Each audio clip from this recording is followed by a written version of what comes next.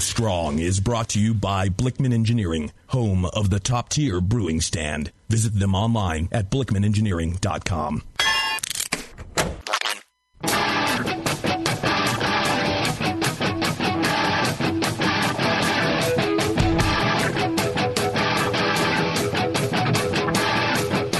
Brewers, it's time for the beer radio you've been looking for. This is the show that dispels myths, tackles the toughest topics, and makes no apologies for geeking out on beer.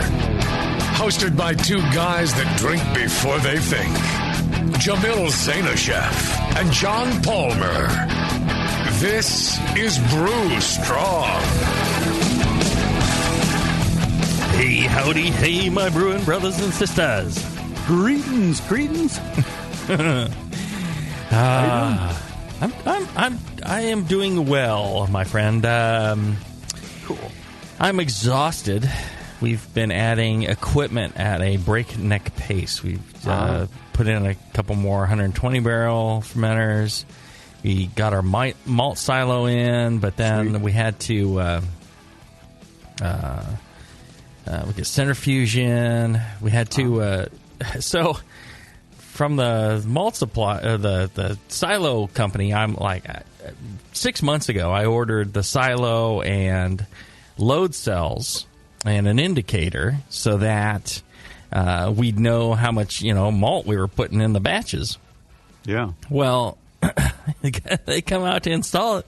I'm like, and the load cells, and they're like, what load cells? The load cells that I ordered that were on, the invoice. They're like, we forgot. And then apparently there's, some sort of boom in the grain crop industry or something.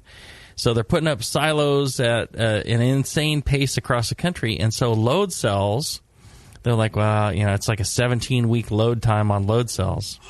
Oh, man. I'm like, I can't wait 17 weeks. I've got a contract for truckloads of malt that, starts in December. Here we are in January.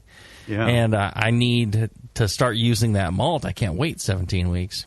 So they're like, well, they tried to figure something out. But so I said, forget it. I'll just do it myself. So I got me some load cells off of eBay. I got myself a used indicator off of eBay. And then, so we have this wooden grist case that we built.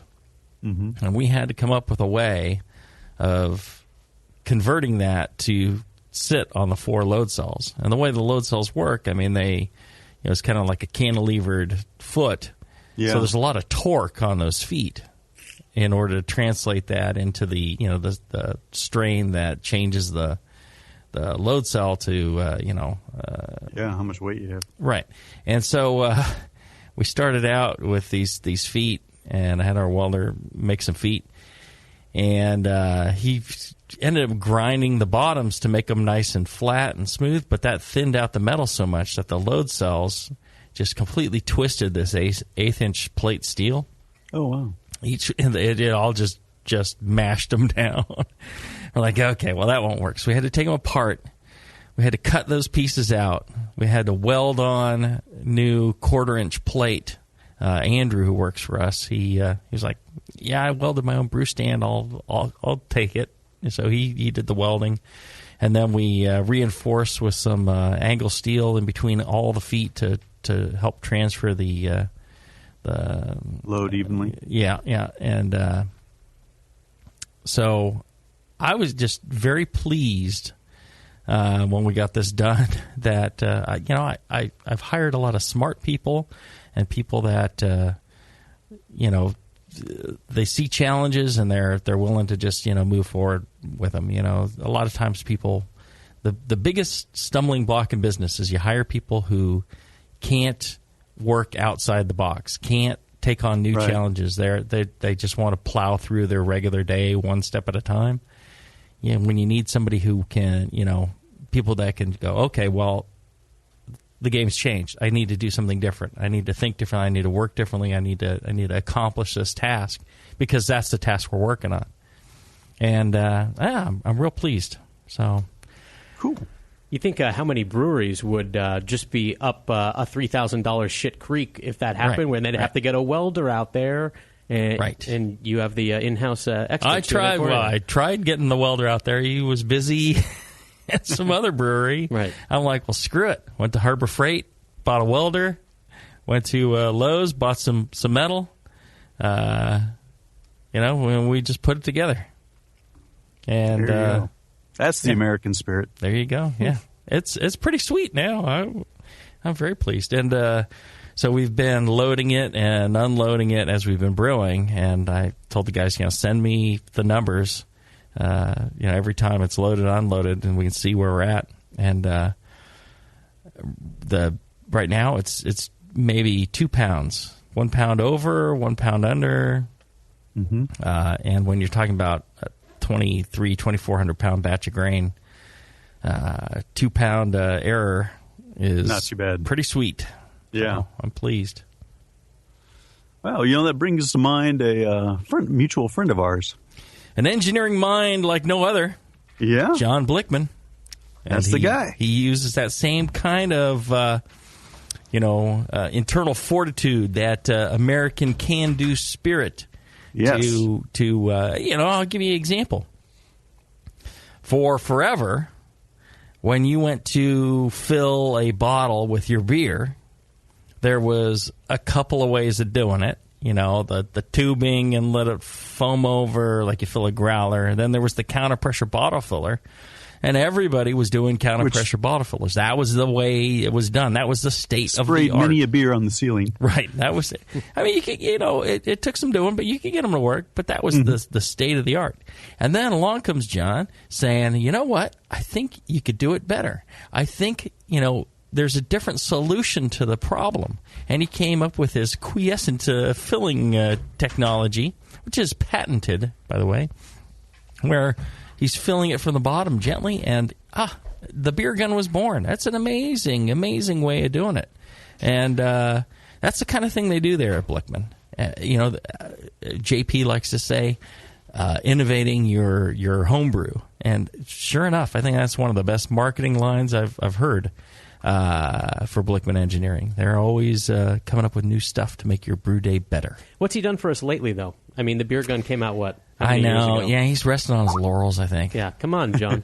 Maybe he'll come up with something and have something new at the NHC in San Diego, huh? Well, I've been playing with his Brew Easy lately, and it's a lot of fun. It's a pretty nice system. You've been fiddling with John's Brew Easy? Yes, it's not a stirring mechanism of any kind. It's too short for that? It's an all-in-one brewing system. You add all your water up front and then push a couple buttons, and it brews for you. Cool. All right. But it's not as it's not a completely automatic thing, but it is real nice when it comes to mashing, programming, and temperatures, recirculating, and it's just kind of a step back and let it do its thing until you're ready to add hops. You think he's going to have that at the NHC in San Diego? I'm sure he will. There you go. Well, I suggest you all get down there and see John Blickman and check out his Brew Easy and all the other goodies that'll bring with him. And say hi and thank him for sponsoring the show so you don't have to pay for it. All right. Today, we are talking about some experiments that John did, that John Palmer, did. That's right. Who is not the same as JP, which is Jason Petros, and is not the same as John Plisse, which is Plisse, and is not the same as John Blickman. I got a lot of Johns in my life. No kidding. I'm just saying. I enjoy a good John, so I got plenty of them. But the Palmer did some experimentations on pH and extraction. I guess the wisdom of the internet says, well, with off pH and temperatures and things like that, you're going to extract all these harsh flavors, and maybe that is or isn't true. Right. So I decided to look into it a little bit, and I wanted to figure out, how do temperature and pH affect the flavor that is extracted from spices or from steeping roast malts. And so, the the experiments I did are by no means completely comprehensive and answer every question, but it does shed some light on it, and that's what I hope to share with you all today. All right. Well, that sounds quite intriguing and quite useful. I love it when people do experiments. Our friend Kai, he does a ton of them, and that's I think that's just great. I don't care really what the results are. I just love the fact, or even what it's about. I love the fact that people are, instead of just accepting what is oft repeated, they are trying to either verify it or make some more sense out of it and give people something solid to work from. And I think that's one of the things that's really improving homebrewing at a rapid clip. So very cool. I'll tell you what, let's take a short break. And when we come back, I want to hear about the structure of your experiment, and we can kind of get into what you expected to find and what you did. Sure. Yeah. All right. Right after this. Tonight is the night. We bring the creature to life, Dr. Blickmanstein? Yes, J.P. Gore. Everything is perfect for my next fermented creation. But, Doctor, the storm is too far away. We'll never have enough power to isomerize the creature's alpha acids. Yes, J.P. Gore, we will. For I have in my possession the Tower of Power. Blickman's new Tower of Power is the evolution of automation. Control hot liquor, sparge, and mash temps like a pro. The Tower of Power is a high-quality gas-fired rim system that works with your current brewing setup. With ultra precision, the tower can hold your mash to 1/2 of a degree Fahrenheit. Precision and repeatability. The Tower of Power is the answer to automatic, fast ramp times. See more at BlickmanEngineering.com. Bring your next creation to life with the Tower of Power. Dr. Blickmanstein, with the Tower of Power, you can probably give me an afternoon at the pub to enjoy a pint. Don't be silly, J.P. Gore. We have beer to brew. When I order a beer, I want my server to know more about it than I do. I want someone who enjoys good beer and loves helping others enjoy it too. I want someone who knows how to pour a perfect pint for every beer style. I want a Cicerone. The Cicerone Certification Program is creating the type of people who help you enjoy great beer. Home brewers and craft beer lovers know beer is more flavorful and complex than ever, and it takes some serious knowledge to store and serve beer right. Cicerones know beer. There are 3 levels in the Cicerone program: Certified Beer Server, Certified Cicerone, and Master Cicerone. Cicerones are truly the sommeliers of beer. The best beer locations have a certified Cicerone on staff. Relaxed and unpretentious. Cicerones are tested on storing and serving beer, beer styles, flavor and tasting, the brewing process and ingredients, and pairing food with beer. Learn more about your next beer guide at Cicerone.org. Certified Cicerone, because it takes top talent to present a perfect pint. Since the first time the Brewing Network microphones turned on, More Beer was behind it. More Beer sponsors the programming on the BN because, like you, they love brewing. And like the Brewing Network, they love sharing their knowledge. Morebeer.com isn't just a website to place your next equipment or ingredient order. Morebeer.com also gives you access to free beer information that will make you a better brewer. Go to morebeer.com and click into the Learning Center. You'll find podcasts, technical facts, video tutorials, and more, including access to The Buzz, More Beer's social network of more than 5,000 members. And some of them might even be crazier about beer than you are. Get over to morebeer.com today and take advantage of The Buzz, the forum, the Learning Center, and make sure you're signed up to receive the newest More Beer catalog. More Beer, bringing you absolutely everything for beer making. Are you a member of the American Homebrewers Association? Well, you should be. Members of the AHA can focus on brewing beer, and the AHA takes care of the rest. The American Homebrewers Association advocates on behalf of homebrewers like you to legalize the hobby in all 50 states and make sure that beer laws make sense. Plus, there are many great benefits that come with your AHA membership, like AHA member deals that give you awesome deals at bars, restaurants, breweries, and more. Zymergy Magazine and Zymergy for tons of articles, how-tos, easy-to-follow recipes, and news about the hobby you love, and access to the members-only content on homebrewersassociation.org. But the AHA can't do it without your support. Join today so the American Homebrewers Association can keep fighting for your homebrewing rights. Visit homebrewersassociation.org or join now from the homepage of the Brewing Network website. Relax. Don't worry. It's the American Homebrewers Association.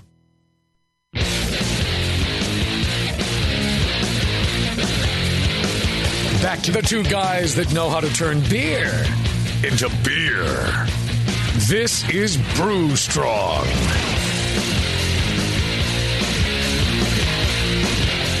All right, we're back. Yep, we're back.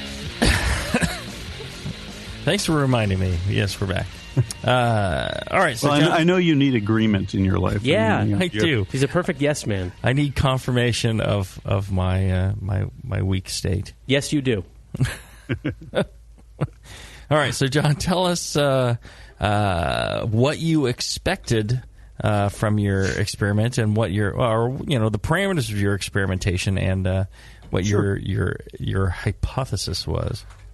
Sure. Well, it kind of goes back to the common knowledge or the common view that when we steep spices in water or steep them in, or steeping dark malts in water prior to adding them to another wort or something, that pH has an effect. That the pH of the water, if it's alkaline, and very basic, or if it's acidic, can have an effect on the flavors. And I've been working on some beer kits lately, and I've been wondering, how effective is steeping malts or spices in wort as opposed to plain water, kind of rather than having to set up making a tea off on the side, if I couldn't just throw everything into the same pot and get, similar results. So I wanted to evaluate, what the effect of, steeping in wort versus steeping in water had on the flavors and aromas that we would extract. So I spent a day making spice packets. I put 1 gram each of cinnamon and coriander into some envelopes I made out of coffee filters. And then I made another set of packets using roast barley and black malt in coffee filter envelopes. Those are 10 grams of each. And then these I steeped in water or wort, depending on what I wanted to check. And I did them for 15 minutes for the spices, because I thought that would be adequate at 150 degrees to get, some measurable amount of flavor and aroma out of the spices. And then when I went on to do the black malt steeping, I decided to do that for 30 minutes just because that is a more conventional time for steeping of roast malts when we're homebrewing. So that's kind of where I started out from. And I prepared several solutions to do this. I went to the store and got some distilled water and measured the pH of that, and the pH of that water was 6.6. Distilled water can have a pH of anywhere from 7, which is completely neutral, freshly distilled water, deionized, should be around 7, perfectly neutral. But as distilled water sits, it can absorb CO2 through the atmosphere, through the container, and the pH will gradually drop down to about 5.6, and that's due to the dissolved carbon dioxide and carbonic acid that is created in distilled water like that when it sits. So the pH of the water I had was 6.6, so a little more neutral. My tap water pH was 7.3, and here in Los Angeles, our tap water is kind of middle of the road. It's fairly hard, 64 calcium, 30 magnesium, 160 parts per million is total alkalinity, 125 sulfate, 105 chloride, and 72 ppm of sodium. Now I did these numbers here at home with using a brew lab, but they do closely match with the numbers I got last month from the MDWD here in Los Angeles, the municipal water and power company.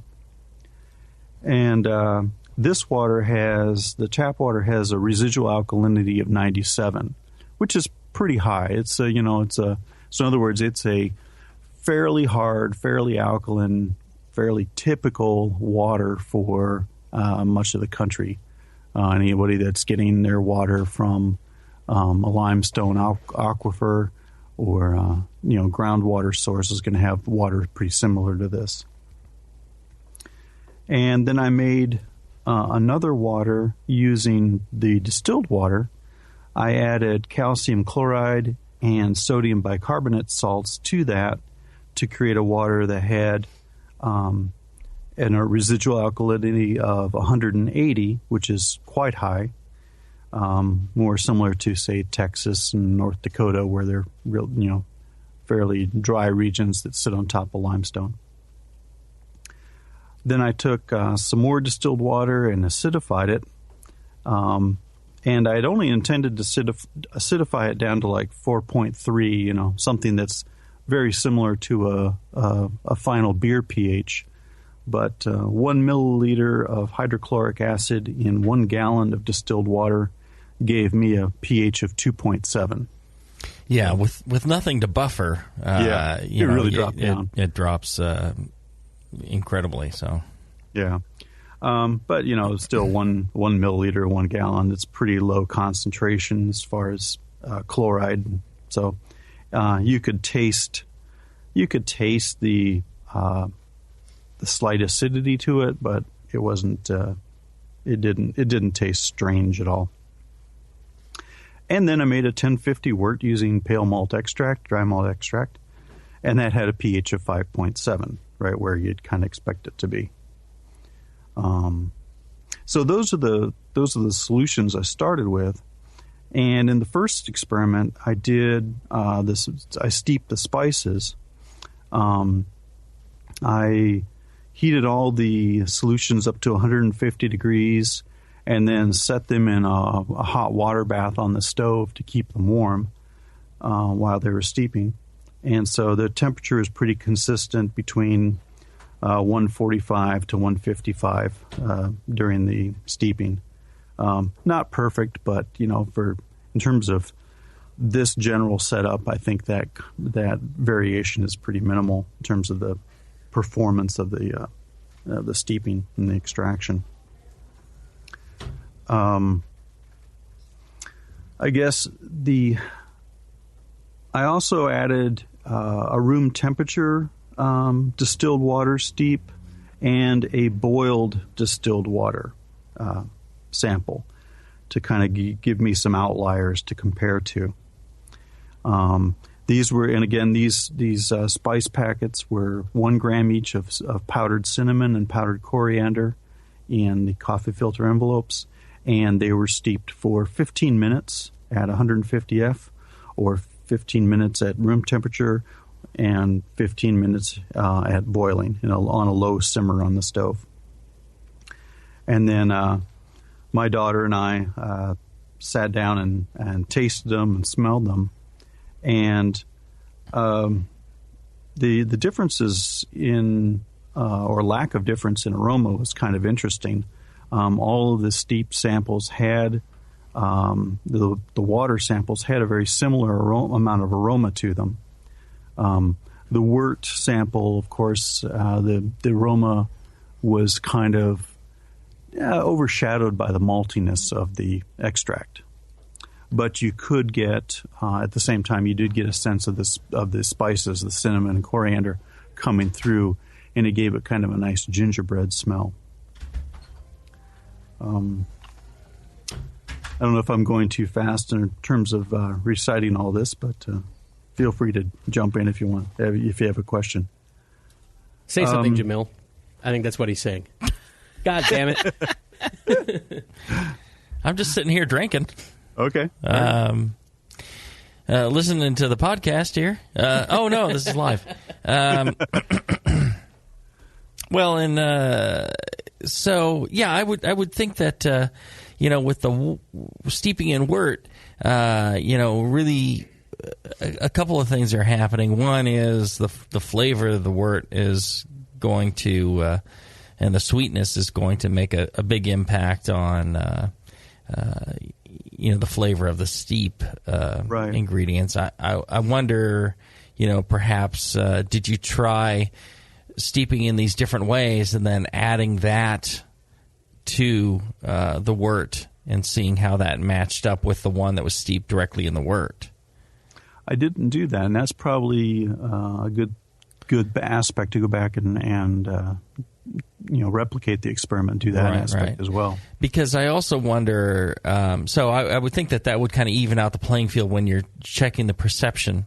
The other thing would be, I wonder how much the osmotic gradient, shall we say, between wort and just water, how that affects the extraction of whatever compounds from the grains or the spices.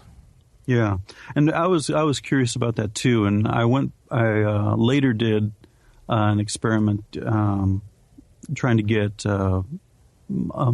extract from roast malts in terms of gravity points in water versus wort. Try to get a feel for that, and I'll talk about that a little later.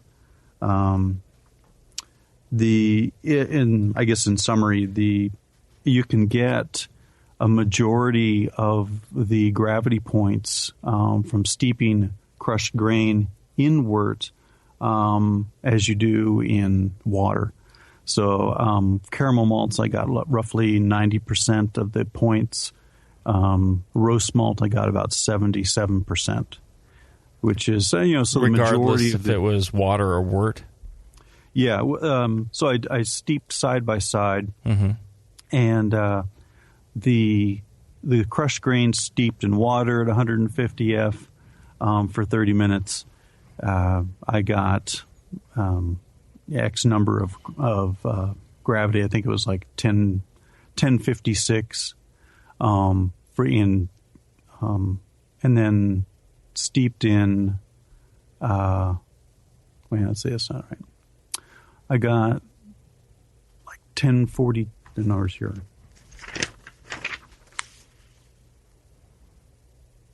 I don't have the number. Well, okay, I'll tell you what. While you're looking that up, you can find more riveting experiments just like this, probably at the AHA conference coming up in June in San Diego. I don't know if you guys know that. The AHA, the American Homebrewers Association, they put on the National Homebrewers Conference every year. They do the National Homebrewers Competition, the largest beer competition absolutely in the world. Bar none, commercial or homebrew. I mean, it's like 8,000 entries. It's several thousand entrants. It's pretty amazing. And they do all this off of your membership dollars. So, you sign up for a membership through the Brewing Network. You go to thebrewingnetwork.com. You click on the AHA logo. Brewing Network gets a little slice of the pie. You get great membership in the AHA. That membership gets you Zymergy, great magazine with lots of interesting stuff in it. It gets you the pub discount program where you go places like Heretic. Hop Grenade, you guys got an AHA discount here? Yes. There you go. Said with confidence. And you get, most importantly, you get a organization that's looking out for homebrewers. A lot of stuff goes on with in the political world nowadays with people who are making money off of beer trying to affect those who would make it at home for their own enjoyment. So it's a good idea to have an organization like this. So you can check them out. And they put out Zymergy Magazine, which is a really good resource. Yes, you weren't paying attention. I already said that. The legislation part is really important. It really seems like so. every few months or every couple of months, it seems like there's some major battle going on somewhere. I mean, this is important where stuff. all of a sudden you can't share homebrew with somebody. It just becomes really bizarre. So it's good to have an organization that's out there looking at that stuff. And like I said, you get all your money back off the magazine. You get the pub discount. They do the HA rallies. A lot of stuff going on with that makes it really worthwhile. It's a great organization full of great people. So check that out. Let's do this. Let's take a short break. And when we come back, John, there will be what I want more of. Actually, is John shuffling papers. I got to say, John, I really do love that. It's very old school radio, and in local news. I just love it. Let me light a cigarette, and then we'll get back. I smoke Cools. It's the menthol in them that makes them the best for radio. All right, let's take a short break. When we come back, we'll hear more of John's experiment after this. Have you ever dreamed of attending the World Brewing Academy? This year, thanks to Lallemand and Danstar, one lucky brewer will make that dream a reality for free. Lallemand and Danstar invite you to enter the Beer School 2015 contest. One lucky grand prize winner will receive fully paid tuition to the 2015 World Brewing Academy web-based concise course in brewing technology worth almost $4,000. From now until December 13th, 2014, every Danstar yeast packet you use is your ticket to enter. Visit danstaryeast.com for the details and to print your official entry form. There's no limit on the number of times you can enter, so get brewing with Danstar and get your entries in to the Danstar 2015 Beer School Contest. Whether you want to build your home brewing skills or build a career as a professional brewer, this course will change the way you think of beer and brewing. Enter at danstaryeast.com and get the dry yeast advantage with Danstar and Lallemand Premium Brewing Yeast and enter to win.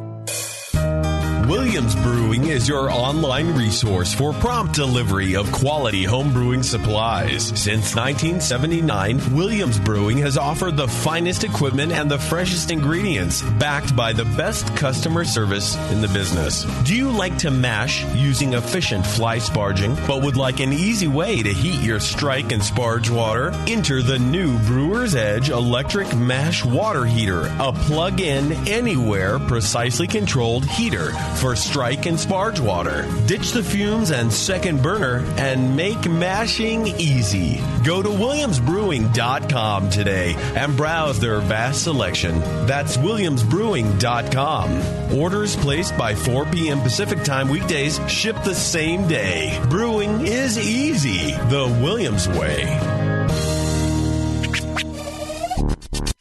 Nico, listen, our lawyers said that we had to do this for 1 hour, and after this, we don't have to talk to each other for 3 more months to the next meeting. Kids, come on, let's get out of here. I'm supposed to have more lines. I'm the professional. Hey, it's Sully. And I'm Nico. And we opened the 21st Amendment 10 years ago at 563 2nd Street in San Francisco, just 2 blocks from Giants Park, to make great beer and have a great time doing it. That's right, because to us, the 21st Amendment is more than just the right to make beer. It's the right to experiment, to be innovative, and just do things differently. And so now, we're putting our craft beer in cans. That's right, cans. You can find our world-famous Hell or High Watermelon Wheat Beer and Brew for Your Die IPA in the Northeast, Northwest, parts of the Midwest, and Alaska in cans and on draft. So next time you're at your local neighborhood pub or good beer store, be sure to ask for 21st Amendment in cans. Because everyone likes it in a can. Tasty crack cans. Tasty crack can. A few things happened 30 years ago. ARPANET migrated to TCP/IP, and the Internet was born. Revenge of the Jedi was renamed Return of the Jedi and opened in theaters. Mila Kunis and Emily Blunt were born, beginning a rad mad fantasy in my mind. But all of that pales next to the fact that HopTech opened its doors and began blowing homebrewers right out of their mash tuns. HopTech doesn't fuck around.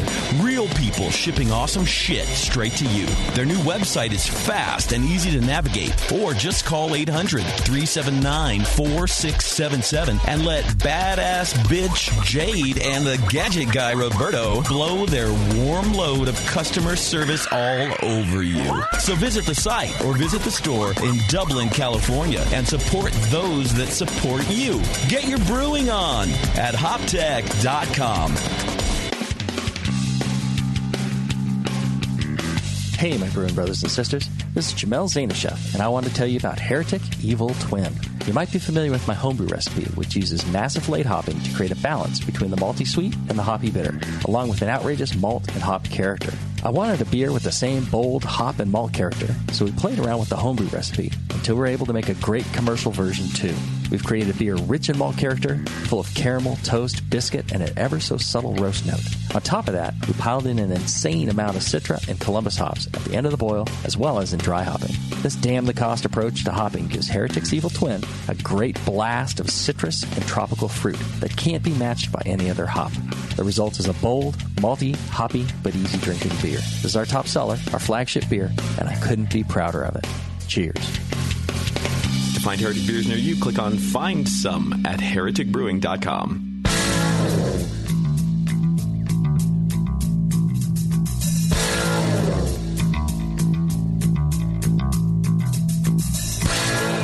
Learning to brew has never been so disgusting. This is Brew Strong.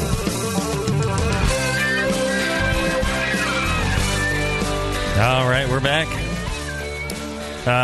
We're talking about John's extraction experiment.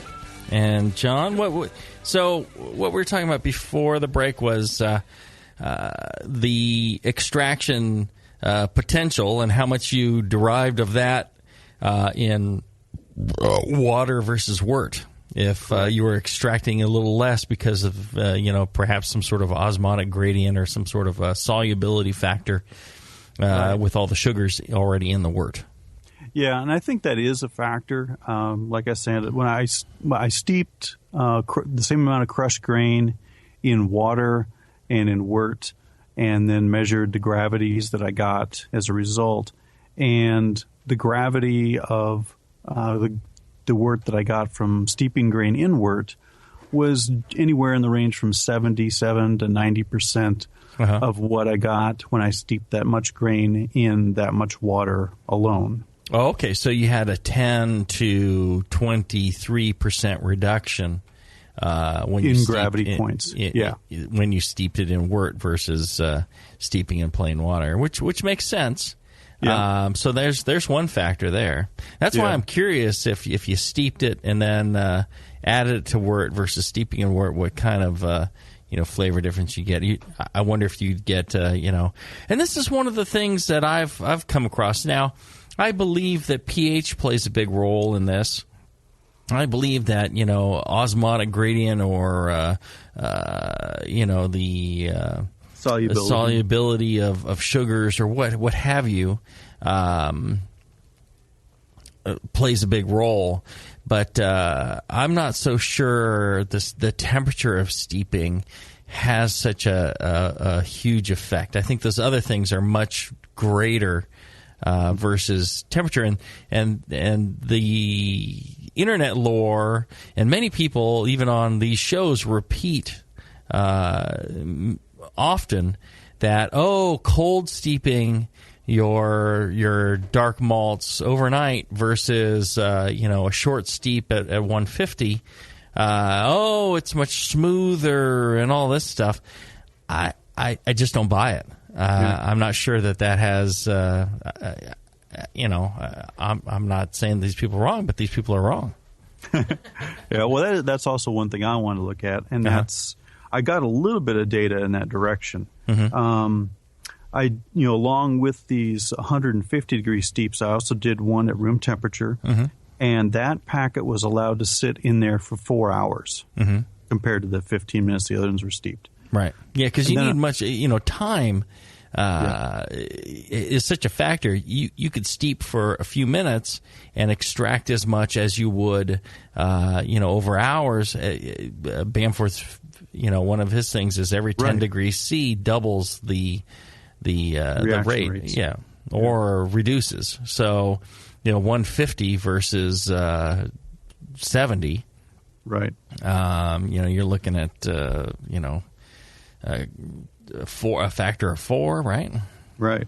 Yeah. So temperature is a big difference. Mm-hmm. And then I also boiled one sample for 15 minutes, or a low simmer, along at the same time I was doing the others.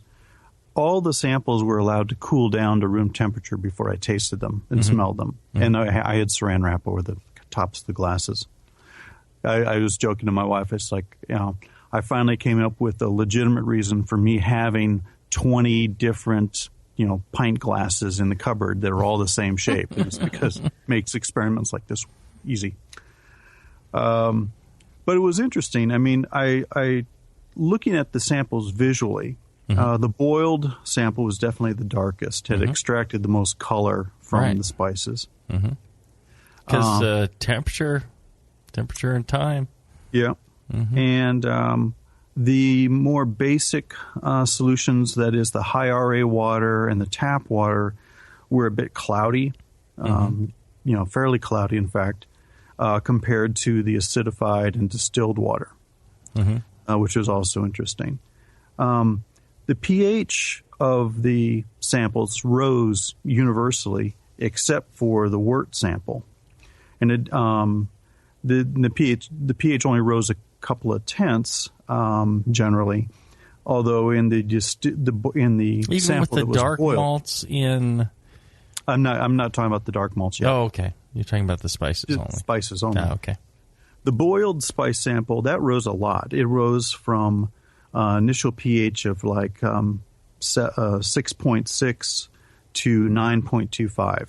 Wow. Yeah, so it got quite basic. That's interesting. And while the others, for instance, the distilled steeped only went from like 6.6. That one actually fell a little bit to 6.1. The tap water sample went from 7.3 to 7.45. The high alkalinity water, 7.3 to 7.5, I think. Sorry. But anyway, something like that. It was just, that was actually, 7.8. 7.8 to 7.6. So, the pH changed a little bit, but the wort sample was still 5.7, and the boiled sample rose quite a bit to 9.25. In tasting them, the distilled water room temperature sample that sat for a long period of time had a lot of aroma, a lot of spice aroma, but very little flavor compared to the others. The distilled water that was steeped had a nice aroma and a nice spice flavor to it. The one that was boiled had a very strong aroma, but it was different. It was much more woody, less spicy, and the taste of that mixture was astringent, and it tasted like plastic. It just really was not a very pleasant flavor at all compared to the others. The tap water, interestingly enough, tasted kind of metallic, and even tasted more metallic than the acidified water sample. And I'm wondering if that was perhaps due to the chlorine content or chloramine content in the water. The aroma was very similar to the others, but the taste was not as good. The high residual alkalinity water made from distilled water with a couple of salts, it had an earthier flavor than the distilled water sample. Not necessarily a bad flavor, but just a little bit earthier than the distilled water sample. And the aroma was very similar. It was very good. The acidified sample still had a little bit of sharpness, or not bite, but a little. It had an edge to it, an acidic edge. Kind of reminded you of unsweetened apple cider. The aroma was fine.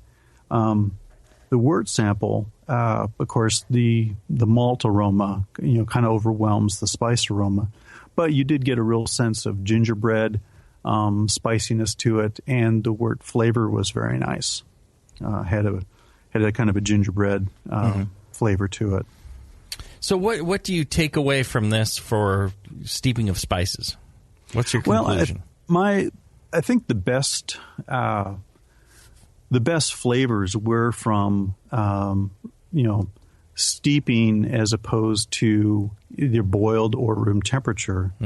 I got more extracted the flavors you expected. Yes, not just the aroma. And right. So I guess if maybe the thing to take away from that is if you're looking at generally steep like normal at mash temperature your spices, but if you're short on aroma, maybe steep a little extra in some water and add that. Is that could that be and maybe after fermentation and everything, you're like, okay, so flavor's good. Now's the time to add the aroma. So you do a little steeping of that separately and dose that in and kick up the aroma at the end. That's another good way of looking at it. Yeah. There you go. Kind of two avenues you can go there. With room temperature, you get more of the aroma, less flavor. Steeped, you get more of the aroma, more flavor along with the aroma. Because aroma is always the harder one, I think, to get sometimes. Yeah. Then I went from there to the malt, the roast malt. And for that, I used two varieties. I was going to do one, and then I thought, well, should I do the other? So I decided to do them both together, save time. So I put 10 grams of crushed, coffee grinder ground roasted barley and black Prince malt, malt from Breeze, which is a huskless roasted wheat, kind of like a huskless roast malt. And they have some real nice coffee flavors to them. And I followed much the same procedure.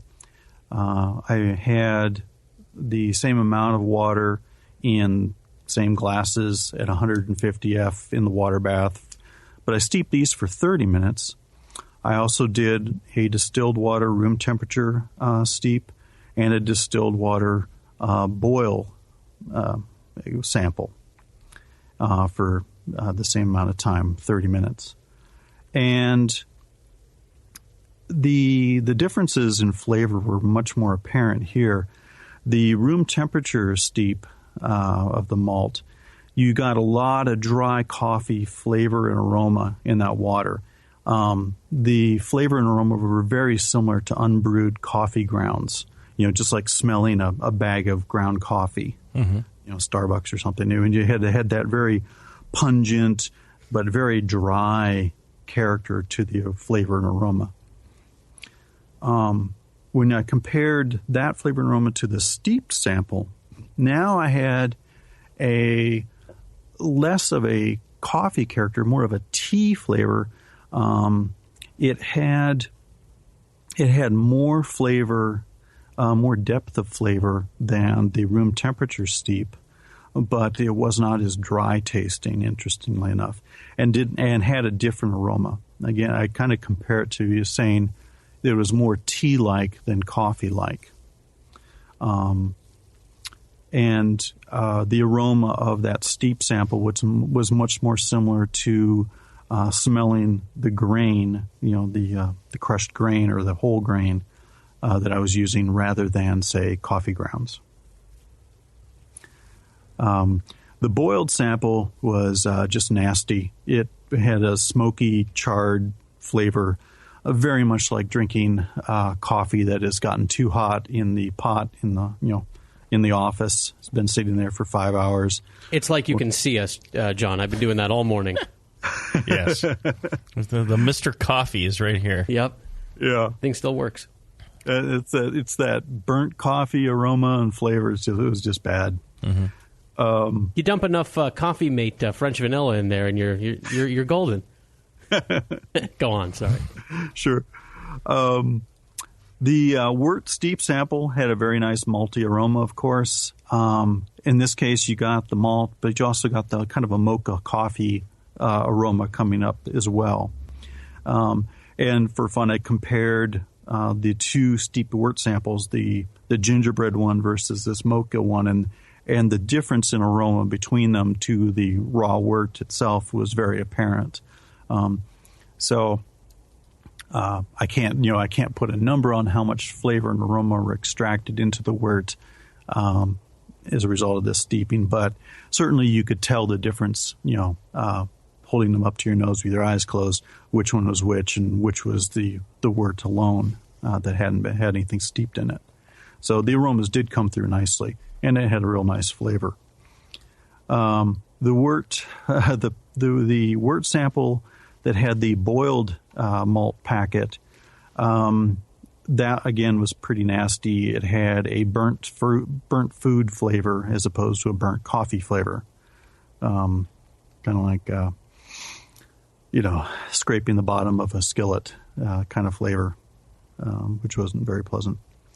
Now in this case, all the pHs fell. We had, a distilled water pH of about 6.6. The pH of the room temperature sample, that fell from 6.6 down to 4.8. The steeped sample fell a little bit further, down to 4.75. The boiled sample fell the most. That went down. 4.8, 4.75 is the same thing. Yeah, pretty close. You are correct. Very close. I do have accuracy. I don't know. Well, I'm saying I'm saying that based on my measurements, they were 0.05 different. Mm-hmm. And on my pH meter, but there's a certain amount of the slop in that thing. Yeah, so similar. The boiled sample though fell down to 4.45. Mm-hmm. So a decrease from 6.6 and 4.8 down to 4.4. Mm-hmm. The wort sample that was steeped went from 5.7 down to 5.5, mm-hmm. and the boiled sample went from 5.7 down to 5.0. Mm-hmm. So that's interesting, and in terms of how we should treat our roast malts. We've always, internet lore and advice in homebrewing books has been, don't boil your malts, when you're mm-hmm. steeping. Right. And this pH drop and the flavors that we experienced, or I experienced in this, really show that, mm-hmm. and show why we say that. The flavors are much harsher. Mm-hmm. Now, what about any perceived benefit of steeping cold versus at mash temperature? I think, it was a different flavor and aroma. How long did you steep for with the cold? The cold in this case was done just for 30 minutes.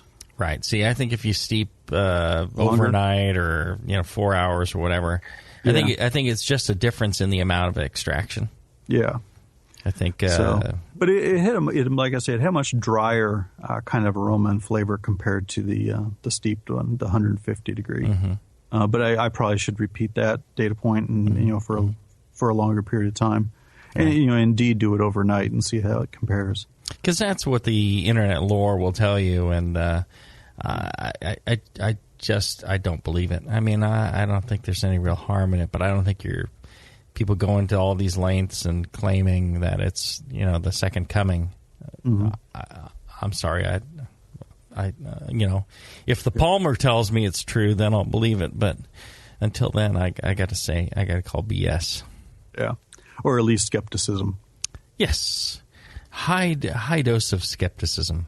Yeah. I'll tell you what else. What I'm not skeptical of is the fine sponsor, AdamandEve.com. I don't know if you've been on the site, but if you enter the offer code Jamil, Jamil, on AdamandEve.com, you're going to get a whole slew of goodies for not a whole lot of money. I'll tell you what you do. You use that offer code, Jamil, at adamandeve.com, and just about any one item you choose, you're going to get that 50% off. That's all the money you're parting with. 50% off on one item, pretty cheap. They're going to throw in a free extra gift so sensual I cannot mention it on internet radio, because God knows who's listening. They're going to give you 3 free adult DVDs. And not just any old garbage. You actually get to choose from categories such as amateur, anal, Asian, big breast, big butts, bisexual, chunky, co-ed, fetish, gay, POV, lesbian, MILF, a couple others. And then you get free shipping. So again, you're not even paying shipping. You get 50% off one item. You get the free extra gift. You get the 3 free adult DVDs of your choosing. You get free shipping. That's it. Pretty sweet deal there at adamandeve.com. So check it out. You can even do it off your mobile phone. When you're sitting in the can at work, don't check sports. Go to adamandeve.com. Order yourself a giant dildo and a bunch of other things. I love that that everyone along the line is making money, because it is ridiculously inexpensive when you purchase stuff from them with coupon codes. Right. How are they making they're not making anything. The manufacturer, the trucking and shipping, the warehousing. I mean, this is lost leader. This is just getting you to buy once. Well, and then once you do, they're like, well, if you need something more, which you will, refill on the lube, right? You're going to go there. I've thought about it though, as it pertains to like Heretic. Mm-hmm. You see what does Shallow Grave go for on the shelf? It's like $6.50 a bottle or something like that. We priced it so it should hit $5.99. I'm telling you, I love that everyone is making money. Maybe you're not. Maybe you're not. I don't know. At that price point, it's great. Yeah, I'm the one who takes in the shorts. I don't know, but man, and I tell you what pisses me off. Sometimes you see like Shallow Grave, it's like $8.50, $9 a bottle. Now, if you have like a retail location where you're serving pints and you got storefront footage and you're serving food, I can understand that. You're storing the bottles cold. When it's like a bottle shop or just like a grocery store or whatever, corner market should be $5.99. I'm just saying, you're making your 30%. Everybody's making their nut off the thing at $5.99. It shouldn't be 8 something, but the way the laws are, I can't do anything, and that's in California. If you're trucking across the country, I could expect it to be a little more than that. So, it's just people profiteering off of things sometimes. Hey, not everybody. Capitalism, man. Yeah, you win some, you and lose I can some. understand, like you're in San Francisco and rent is absolutely insane per foot. Well, you need to charge a little bit more. Out here in like the dumps of Concord. I mean, in the lovely downtown of Concord. You probably, there you go. I'm just saying. All right. Let's take a short break. When we come back, we'll have John wrap it up after this. Hi, I'm Jason Harris, the proud owner here at Keystone Homebrew Supply. We're thrilled to be entering our 20th year of supplying this great industry. And to show you, the Brewing Network Army, how much we appreciate your support, we're offering you 10% off your first order on our website, KeystoneHomebrew.com. Just use coupon code BNARMY at checkout, and I'll get your order out the same day. My goal at Keystone Homebrew Supply has always been to have a complete supply of everything a brewer could want. When you place your order online or when you come into our store, it's our goal to have everything on your list and more. One aspect of KeystoneHomebrew.com that we're really excited about is the ability to fulfill customers' exact grain bills. Do you hate to wait? Keystone Homebrew Supply can get your precious yeast and hops to you within just one day if you live between Connecticut and Virginia, and within 2 days east of the Mississippi. KeystoneHomebrew.com. Coupon code BNARMY. I'm Jason Harris, and I approve this message. Hi, I'm Jamil Zainasheff, and in addition to my work on the Brewing Network, I write the Style Profile column in every issue of Brew Your Own magazine. Hi, I'm Sean Paxton, and when I'm not prepping for the Homebrewed Chef on the Brewing Network, you can find me writing articles on how to cook with your homebrew for Brew Your Own magazine. Greetings, cretins. This is John Palmer, and when I'm not writing for Brew Your Own, I'm reading it. John Palmer, Sean Paxton, Jamil Zainasheff. If you love listening to them on the Brewing Network, you'll love reading their articles, tips, and recipes in the pages of Brew Your Own magazine. Join Jamil, John, and Sean 8 times a year in Brew Your Own. And when you subscribe to BYO on the Brewing Network website, half of your subscription price goes right back to the BN to support great beer and food programming. So sign up for Brew Your Own magazine through the BN website today so you can listen and read your way to better homebrew. And now, Northern Brewer presents What If Homebrewers Ruled the World? Ladies and gentlemen, if you'll follow me, I will lead you into the gallery area. Now, the first piece up for sale today is a Jamil Zainasheff original, a bottle of 1997 vintage Evil Twin. Oh, I say. A bidding for this one-of-a-kind piece will start at £7,000. And if you'll continue to follow me, ladies and gentlemen, I can show you a rather abstract piece from Bay Area brewer Justin Crossley. It's a German Doppelbock entitled Justin's Giant Bock. The brewer's notes here indicate that this beer had excellent mouthfeel. That's just a crazy dream. Or is it? With Northern Brewer, a thirsty nation can craft its own ale and lager for the greater good of mankind. Northern Brewer, the home of superior customer service and the finest selection of home brewing goods for the future.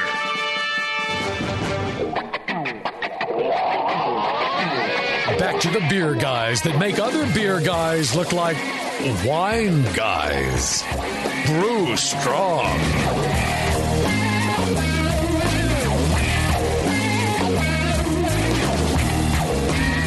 All right, we're back. We're enjoying the lovely California weather. Hop grenade, yes, in the lovely California weather. Absolutely. While the rest of the country is freezing its nuts off, yeah, we are sitting here in balmy California. Yeah, I was just reading during the break about... Don't show me your disgusting feet and your disgusting hippie sandals. Hippie? Yes. Hippie. Please. Hippie. I like my feet to breathe. Yeah, I'd like for the rest of us to breathe. I'm just saying. Just saying. Yeah, in Florida, they get snow in Jacksonville. Oh. California, we're fine. It's 75.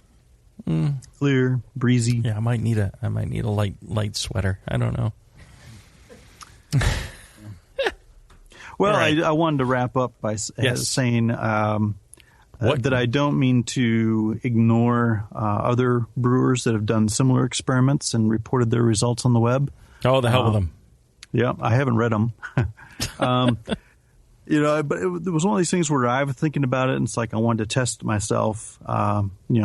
Tonight, tomorrow, I will look at other experiments on the web, but I wanted to get my own done first before I started, influencing my perceptions on it. Well, yeah, and it's not that the best experiments can be repeated. Yes, that's and right. verified by others independently. So, if other people repeat the experiment and find the same result, then that experiment is true, because there's the possibility of error or whatever things going on an experiment. And if it can't be repeated, it's not true until it's repeatable. So there you go. That's right. Yeah, so I plan to repeat this again. I plan to do the malt steeping and extraction numbers experiment again, get some more data points, try some different conditions, and try to put some more numbers to that, because it's interesting. There's also the fact, in addition to sugar concentration affecting how much sugar you can extract from the grain, in the case of a caramel malt or something, there's also the friability, the bulk of the grain, and how much extract that grain pulls out, with it when you lift the bag out. There's a fair amount of loss there. So because you're not sparging, you're just kind of draining. Right.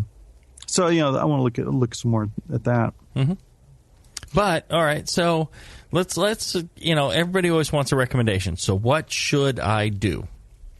Well, I think from tasting all these different samples, I think the best flavors come from a 150 or a moderate temperature steep for 15, 30 minutes, a reasonable amount of time. At this point, I really can't say how a cold steep for a very long period of time compares, other than to say that it's a little, from what I've tasted, it's a little bit different. If you're looking for a richer spice flavor, then hot steeping, like as in tea, seems to give you a little more flavor than a cold steeping. Cold steeping seems to give more aroma, or at least aroma with less flavor comparatively at cold temperatures. Going much hotter starts changing the way that flavor is expressed, and the boiled samples were relatively unpleasant compared to the other samples in terms of the kinds of flavors that as a brewer I'm looking to put into my beer. Well, I would also suggest that there's a big difference between boiling and just necessarily hotter. Yeah, I think that phase change, to gas and all that, everything that's going in the dynamics of the boil, could make a substantial difference. So, I imagine anywhere in the general mash range, you're probably fine. I think I think a lot of our preferences in terms of the kinds of flavors we want in our beer are kind of driven by standard brewing practice. What we've tasted, growing up in other people's beers, and trying to replicate those flavors or put in a similar flavor to something we've tasted before. Just in food in general. Yeah. We're kind of all doing it the same way, and I think the reason for that is because the flavors we generate, in this ballpark of time and temperature, are similar and what we tend to regard as pleasant or positive. Right. Going outside that box tends to give different flavors that we very often perceive as unpleasant or unfavorable. I always prefer to stay inside the box. I don't know about you. Speaking of outside the box, we've got a caller on line one. Hey, Matt. Yeah. You're in Virginia. Yeah. What's up? It's cold. Hey, y'all. So kind of a question, a little tangential here, but just got me thinking. Jamil, you've kind of generally encouraged homebrewers not to fiddle too much with their water. Nice to get a pH meter, check it, and but once you get it going, don't worry about playing with your water too much. But you've never really commented too much what Heretic's been doing.